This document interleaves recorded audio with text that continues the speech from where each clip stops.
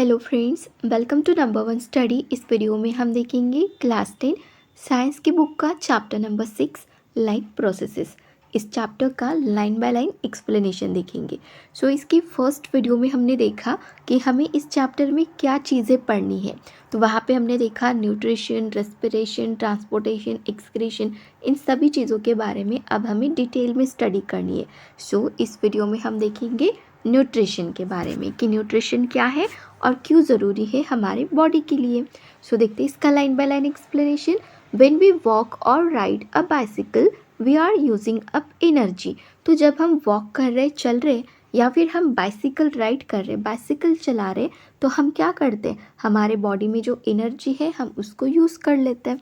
Even when we are not doing any apparent activity, energy is needed to maintain a state of order in our body. लेकिन जब हम कुछ कर भी नहीं रहे, चुपचाप से बैठे हैं, ऐसे ही पड़े हुए हैं, तब भी हमारी बॉडी को मेंटेन रखने के लिए हमें क्या चाहिए, एनर्जी ही चाहिए होती है। We also need materials from outside in order to grow, develop, synthesise protein and other substances needed in the body.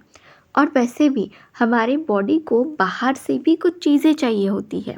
जैसे कि अगर हमें ग्रो करना है, ग्रोथ करनी है, डेवलप करना है, हमारी बॉडी को प्रोटीन को सिंथेसाइज करना है, तो हमें क्या चाहिए, बाहर से मटेरियल लगते हैं, तब जाकर एनर्जी बनती है बॉडी में और हमारे बॉडी की ग्रोथ भी होती है। दिस सोर्सेस ऑफ एनर्जी, तो एनर्जी का सोर्स एंड मटेरियल्स का क्या है, फूड जो है वो सोर्स है जो हम खाते हैं। तो फूड से ही हमें क्या मिलती है, एनर्जी मिलती है। अब देखते हैं how to living things get their food. Living thing मतलब हम जैसे लोग, जितने भी अर्थ पर लिविंग चीज़ें हैं ना, सभी, तो इन सभी को खाना कैसे मिलता है, कैसे लेते हैं। The general requirement for energy and material is common in all organism. सभी ऑर्गेनिज्म के लिए कॉमन सी बात है कि एनर्जी तो सबको लगती है हर एक काम करने के लिए, और काम ना भी कर रहे हो तब भी एनर्जी लगती है। But it is fulfilled in different ways, और हर किसी के अंदर ये डिफरेंट वेज से फुलफिल होती है। Some organism use simple food material obtain from inorganic sources in the form of carbon dioxide and water. कुछ ऐसे होते हैं जो इनऑर्गेनिक सोर्सेज से ही ले लेते हैं, जैसे कि किसके फॉर्म में, कार्बन डाइऑक्साइड एंड वाटर के फॉर्म में। This organisms the autotrophs include green plants and some bacteria. तो इनमें किसे काउंट किया जाता है, ऐसे ऑर्गेनिज्म जो कौन होते हैं, ऑटोट्रॉप्स होते हैं। इंक्लूड किया गया इसमें ग्रीन प्लांट्स को और कुछ बैक्टीरिया को। ऑटोट्रॉप क्या है ये हम आगे देखेंगे, इसी वीडियो में देखेंगे।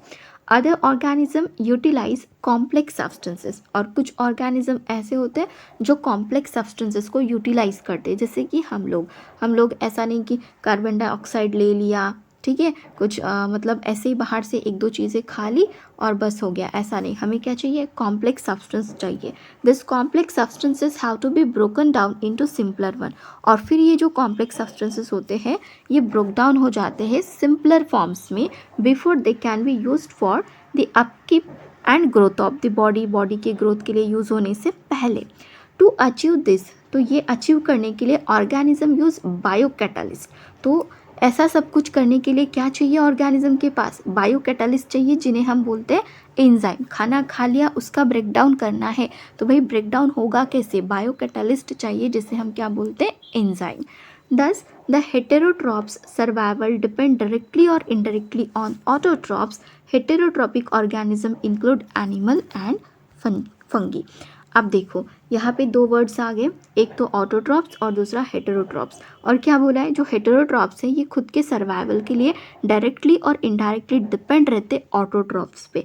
अब देखते ऑटोट्रॉप्स क्या होता है। ऑटोट्रॉप्स मतलब ऐसे लोग जो खुद का खाना खुद की बॉडी में बनाते हैं। फॉर एग्जाम्पल प्लांट्स क्या करते हैं, खुद का खाना खुद ही बना लेते अपने ही बॉडी के अंदर। हेटेरोट्रॉप्स कौन, तो हम क्या करते हैं, प्लांट ने खाना बना लिया उसकी बॉडी में, खुद की ग्रोथ कर रहा है, और हम क्या करते हैं, उन प्लांट्स को खाते हैं। तो हम उन पर डायरेक्टली इनडायरेक्टली डिपेंडेंट है, किस पर, ऑटोट्रॉप्स पर। तो देखो हेटेरोट्रॉपिक ऑर्गेनिज्म में कौन इंक्लूडेड है, एनिमल्स एंड फंगी। चलो अब देखते हैं ऑटोट्रॉपिक न्यूट्रिशन क्या है। दो टाइप के न्यूट्रिशन है, एक तो ऑटोट्रॉपिक न्यूट्रिशन, दूसरा है हेटेरोट्रॉपिक न्यूट्रिशन। अब इस वीडियो में हम देखेंगे सिर्फ ऑटोट्रॉपिक न्यूट्रिशंस के बारे में। सो स्टार्ट करते हैं। Carbon and energy requirement of the autotrophic organism are fulfilled by photosynthesis. Carbon and energy requirement जो होती है ऑटोट्रॉपिक ऑर्गेनिज्म की, ये किस प्रोसेस के थ्रू फुलफिल हो जाती है? Photosynthesis. It is the process. अब ये फोटोसिंथेसिस क्या है? ये एक प्रोसेस है by which autotrophs take in substances from the outside and convert them into stored form of energy। ये कैसी प्रोसेस है? इनमें प्लांट्स क्या करते हैं? बाहर से कुछ मटेरियल्स लेते हैं और खाना बनाते हैं और स्टोर करके रखते हैं एनर्जी के फॉर्म में अपने बॉडी के अंदर। फिर जब जब ज़रूरत होगी उस एनर्जी का वो यूज़ करते जाएंगे। ठीक हो गया? तो ये क्या है? ये एक फोटोसिंथेसिस प्रोसेस है जिसमें प्लांट बाहर से कुछ चीज़ों का यूज़ करते हैं और खाना बनाते हैं। This material is taken in the form of. अब ये जो मटेरियल है जो बाहर से लेता है प्लांट, वो क्या है? कार्बन डाइऑक्साइड है और वाटर है। दो चीज़ें हो गई। कार्बन डाइऑक्साइड एयर में से मिल जाएगा, वाटर ज़मीन के अंदर से, which is converted into carbohydrate. अब कार्बन डाइऑक्साइड एयर से ले लिया, वाटर ज़मीन के अंदर से। अब क्या करना है? इन्हें कार्बोहाइड्रेट में कन्वर्ट करना है, बट किसके प्रेजेंस में करेंगे? Sunlight and chlorophyll. तो भाई 4 फैक्टर बहुत इंपॉर्टेंट है फोटोसिंथेसिस के लिए। एक तो कार्बन डाइऑक्साइड और वाटर, ठीक है, ये तो कार्बोहाइड्रेट में कन्वर्ट हो जाएंगे, बट इसके लिए क्या चाहिए? सनलाइट चाहिए, सन की लाइट, और प्लांट के अंदर क्लोरोफिल का होना ज़रूरी है। सो ये बनेगा, ठीक है। Carbohydrates are utilised for providing energy. अब ये जो कार्बोहाइड्रेट्स हैं यूटिलाइज किया जाता है एनर्जी प्रोवाइड करने के लिए प्लांट्स में। We will study how this takes place in the next section. Next section में देखेंगे कैसे ये सब कुछ होता है। The carbohydrates which are not used immediately are stored in the form of starch। तो ये कार्बोहाइड्रेट, देखो अभी पढ़ा हमने, कार्बोहाइड्रेट के फॉर्म में जो है मतलब कार्बन डाइऑक्साइड और जो वाटर होता है बाहर से मिलता है प्लांट को, कार्बोहाइड्रेट में कन्वर्ट करते हैं सनलाइट और क्लोरोफिल के प्रेजेंस में।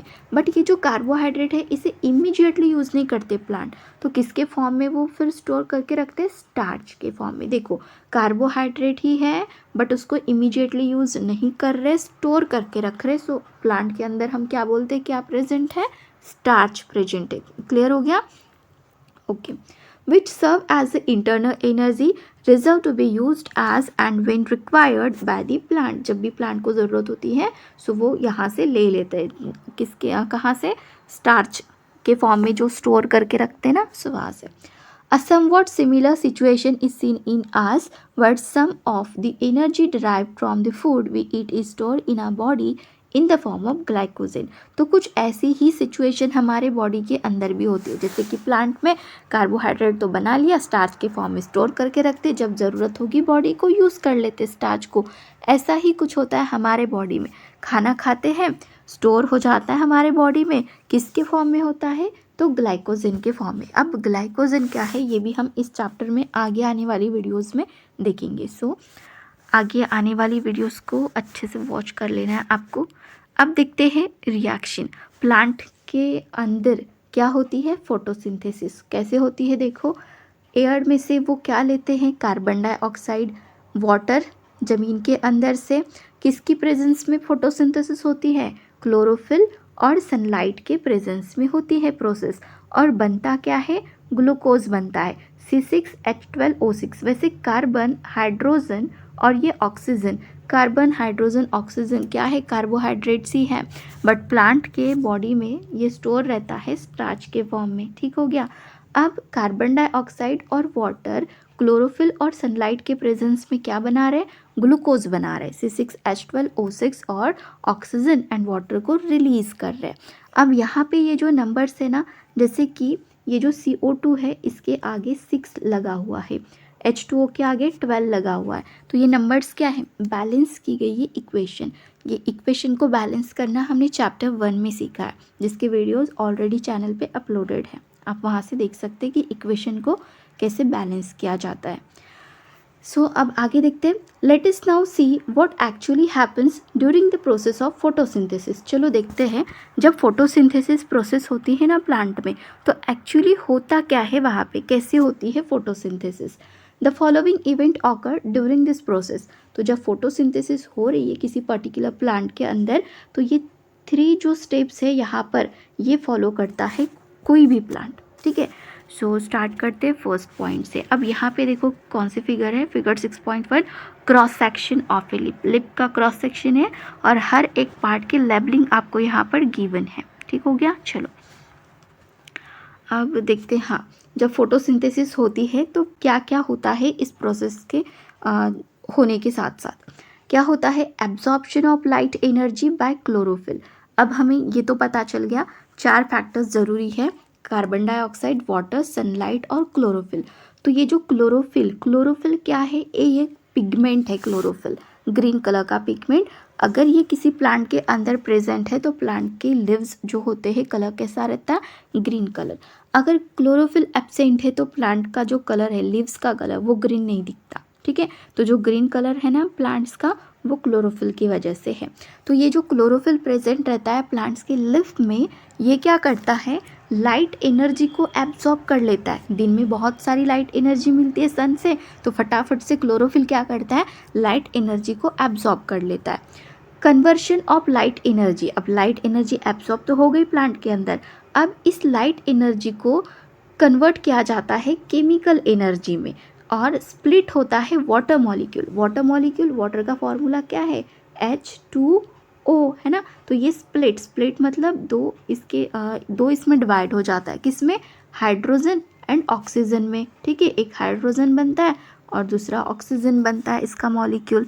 Reduction of carbon dioxide to carbohydrate, और कार्बन डाइऑक्साइड का रिडक्शन होता है किसमें, कार्बोहाइड्रेट्स में। तो ये 3 जो यहाँ पर इवेंट है ये होती है जब फोटोसिंथेसिस प्रोसेस हो रही होती है। इंपॉर्टेंट है, क्या क्या होता है, क्लोरोफिल फटाफट से लाइट एनर्जी को एब्जॉर्ब कर लेते हैं, लाइट एनर्जी का कन्वर्शन केमिकल एनर्जी में होता है और वाटर मॉलिक्यूल स्प्लिट हो जाता है हाइड्रोजन और ऑक्सीजन में, और कार्बन डाइऑक्साइड का रिडक्शन होता है कार्बोहाइड्रेट्स में। लर्न हो गया। नेक्स्ट पे आते हैं, the steps need not take place one after the other immediately.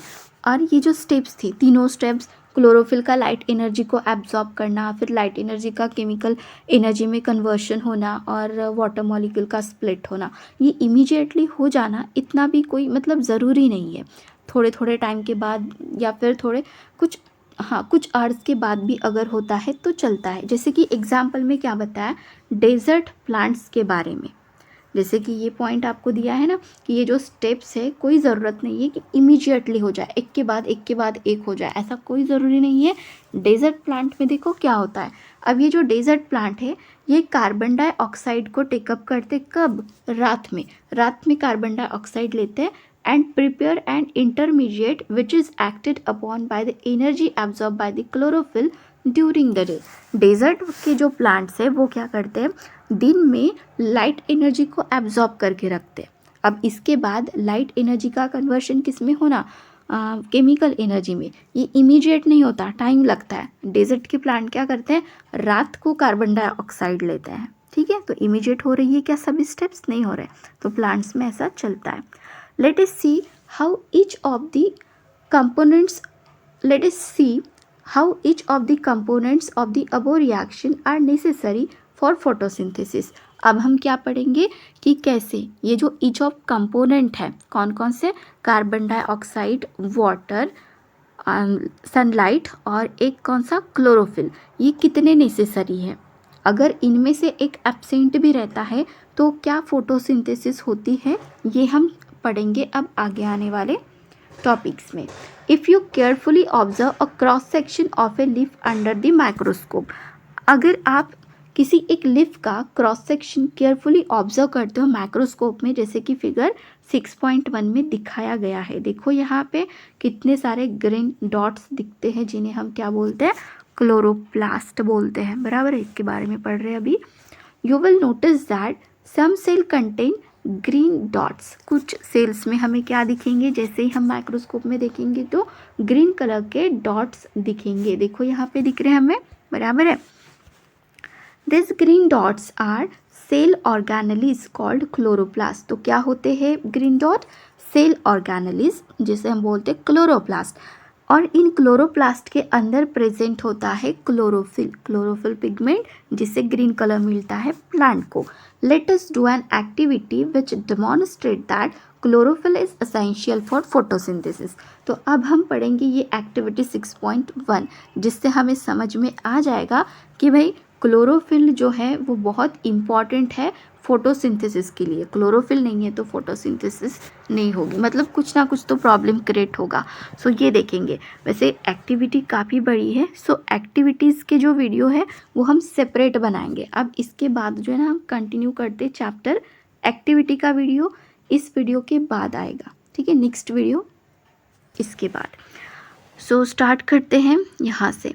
Now let us study how the plant obtain carbon dioxide. अब जो 6.1 एक्टिविटी है वहाँ पे तो क्लोरोफिल का हो जाता है। अब यहाँ पे हम देखेंगे, let us study how the plant obtain carbon dioxide. Plant कैसे कार्बन डाइऑक्साइड लेते हैं प्लांट के अंदर। इन क्लास नाइन्थ में पढ़ रखा है, we had talk about stomata. Stomata के बारे में पढ़ा है ना, ये जो फिगर है हम देख पा रहे हैं ये स्टोमेटा ही तो है, ये गार्ड सेल्स होते हैं, right. So which are tiny pores present on the surface of the leaves. हमने ये भी पढ़ा है कि लीव्स पर बहुत सारे टाइनी छोटे छोटे पोर्स प्रेजेंट होते हैं लीव्स पर। Massive amounts of gases exchange takes place in the leaf through the spores for the purpose of photosynthesis. तो इन लीव्स पर होते हैं छोटे छोटे पोर्स, और इन पोर्स में से क्या होता है, गैसेस का एक्सचेंज होता है, जो कि किसके लिए बहुत ज़्यादा इम्पॉर्टेंट है, फोटोसिंथेसिस प्रोसेस के लिए। कार्बन डाइऑक्साइड एंटर करेगा तभी तो फोटोसिंथेसिस प्रोसेस होगी, है ना। तो ये जो पोर्स प्रेजेंट होते हैं लिप पर, ये बहुत इंपॉर्टेंट है, यहीं से गैस का एक्सचेंज चलता है। But it is important to note here that exchange of gases occurs across the surface of stems, roots and leaves। कहाँ पर होता है गैसेस का एक्सचेंज? स्टेम पर, स्टेम के सरफेस पर भी होता है, रूट के और लीव्स के भी। Since large amount of water can be lost through this stomata. तो क्या हो सकता है, इस स्टोमेटा से लार्ज अमाउंट में वाटर लॉस हो सकता है। The plant closes the spores when it does not need carbon dioxide for photosynthesis. तो ये जो होते हैं, ये जो डोर बोल सकते हैं हम इन्हें, ये क्लोज हो जाते हैं। ये जो प्लांट है ना, ये अपने पोर्स को क्लोज कर देता है जब भी कार्बन डाइऑक्साइड की नीड नहीं रहती फोटोसिंथेसिस के लिए। The opening and closing of the pore is a function of the guard cell. तो इन पोर्स को ओपन करना फिर क्लोज करना, ये किसका काम होता है, गार्ड सेल का काम होता है। The guard cell swell when water flows into them. अब देखो, सबसे पहले तो गार्ड सेल्स देख लेते। देखो यहाँ पे फिगर में आपको गिवन है, येलोइश कलर की जो दिख रही है वो है हमारी, वो है गार्ड सेल, ठीक है, हमारी नहीं, लिव्स पर जो होते हैं स्टोमेटा उनकी। तो ये जो गार्ड सेल्स हैं, जैसे ही वाटर ने इनके अंदर एंटर कर लिया, किसने, वाटर ने, तो ये जो है ना फुल जाती है, स्वेल होती है। और जैसे ही वाटर इनमें से बाहर निकलता है, देखो यहाँ पे वही बताया, द ओपनिंग एंड क्लोजिंग काम किसका है, गार्ड सेल का। द गार्ड सेल स्वेल हो जाती है when water flows into them. जैसे ही वाटर इनमें आया, causing the stomatal pore to open. Stomatal pore जो है देखो ऐसे ओपन हो जाते हैं। Similarly the pore closes if the guard cell shrink. और गार्ड सेल्स जैसे ही श्रिंक हो जाती है, श्रिंक मतलब यहाँ से वाटर बाहर निकल चुका, तो ये क्लोज हो जाती है। देखो कितनी कम स्पेस है, यहाँ पर क्लोज हो गई और ये श्रिंक सिकुड़ गई तो क्लोज हो जाता है, ठीक हो गया, ऐसे चलता है। अब नेक्स्ट एक्टिविटी है और भी यहाँ पे 6.2, इसे भी हम सेपरेट वीडियो में देखेंगे, सिर्फ एक्टिविटी का एक अलग से वीडियो करेंगे, ठीक हो गया। चलो नेक्स्ट पे आते हैं। Based on the 2 activities perform above can be design an experiment to demonstrate that sunlight is essential for photosynthesis. अब दो एक्टिविटीज़ करने के बाद हमें समझ में आएगा कि भाई क्लोरोफिल भी इम्पॉर्टेंट है और कार्बन डाइऑक्साइड भी इम्पॉर्टेंट है। अब हमें किसका चेक करना है, सनलाइट। क्या सनलाइट ना मिले तो प्लांट फोटोसिंथेसिस कर सकते हैं या नहीं। So far we have talk about how autotrophs meet their energy requirement. कैसे ऑटोट्रॉप अपनी एनर्जी रिक्वायरमेंट को मतलब कर लेते fulfil, but they also need other raw material for building their body. लेकिन मतलब खाना तो बना लेते, लेकिन खाना बनाने के लिए उन्हें क्या चाहिए, अदर रॉ मटेरियल चाहिए, बराबर है, carbon dioxide, water, chlorophyll and sunlight चाहिए उनको। Water used in photosynthesis is taken up from the soil. तो जो वाटर यूज़ होता है फोटोसिंथेसिस प्रोसेस में, ये कहाँ से आता है? प्लांट में। कहाँ से आता है? सॉइल में से आता है। By the roots in terrestrial plants. Terrestrial plant कौन से? जो ज़मीन पर होते हैं। सो ये कहाँ से ले लेते हैं? सॉइल के अंदर से वाटर लेते हैं। Other material like nitrogen, phosphorus, iron and magnesium are taken up from the soil. तो ये सभी चीज़ें कहाँ से मिलती प्लांट को? सॉइल में से। Nitrogen is an essential element. Nitrogen कैसा है? इसेंशियल, इंपॉर्टेंट एलिमेंट है, used in synthesis of protein and other compound. जिससे क्या होता है? प्रोटीन सिंथेसिस होता है और भी कंपाउंड बनते हैं। This is taken up in the form of inorganic nitrates और नाइट्राइट्स। ये इंपॉर्टेंट है। नाइट्रोजन को किस फॉर्म में लेते हैं प्लांट्स? नाइट्रेट्स एंड नाइट्राइट्स के फॉर्म में ही लेते हैं, ठीक है। और it is taken up as organic compounds which have been prepared by bacteria from atmospheric nitrogen. या फिर बैक्टीरिया एटमॉस्फेरिक नाइट्रोजन से अगर लेते हैं तो उनसे भी प्लांट को मिल जाता है। तो ये होता है ऑटोट्रॉपिक मोड ऑफ न्यूट्रिशन। अब इसके बाद देखेंगे हम हेटेरोट्रॉपिक न्यूट्रिशन। इसे हम देखेंगे how do organism obtain their nutrition के साथ में ही, ठीक है। न्यूट्रिशन इन ह्यूमन बीइंग के साथ, क्योंकि हमारा भी हेटेरोट्रॉपिक ही है ना, तो ये एक ही वीडियो में हो जाएगा। तो यहाँ पे इस वीडियो को एंड करते हैं। वीडियो अच्छा करना, अपने फ्रेंड्स के साथ शेयर करना और चैनल को सब्सक्राइब जरूर करना। Thank you.